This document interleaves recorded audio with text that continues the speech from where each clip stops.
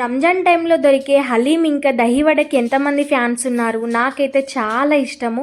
ఎప్పుడు రంజాన్ వస్తుందా, ఎప్పుడు హలీం ఇంకా దహివడ టేస్ట్ చేద్దామని చూస్తాను. ఇంకా ఇంట్లో నేనే స్వయంగా అయితే ఈసారి ట్రై చేశాను దహివడ. అయితే ముందు రోజు నైటే నేను మినపగుళ్ళు పెసరపప్పు అయితే నానబెట్టుకొని మార్నింగ్ మిక్సీ పట్టేసుకున్నాను. ఇంకా అందులోకి కొన్ని అల్లం ముక్కలు, జీలకర్ర, 1 టేబుల్ స్పూన్ సాల్ట్, కొద్దిగా పచ్చిమిర్చి వేసుకొని అంతా కూడా కలుపుకోవాలి. కలుపుకొని పిండి ముద్ద వాటర్లో వేస్తే పైకి తేలాలి. అట్లయితేనే ఆయిల్ ఎక్కువ పీల్చుకోకుండా ఉంటుంది. ఇక్కడ మంచిగా ఆయిల్లో డీప్ ఫ్రై చేసుకోవాలి.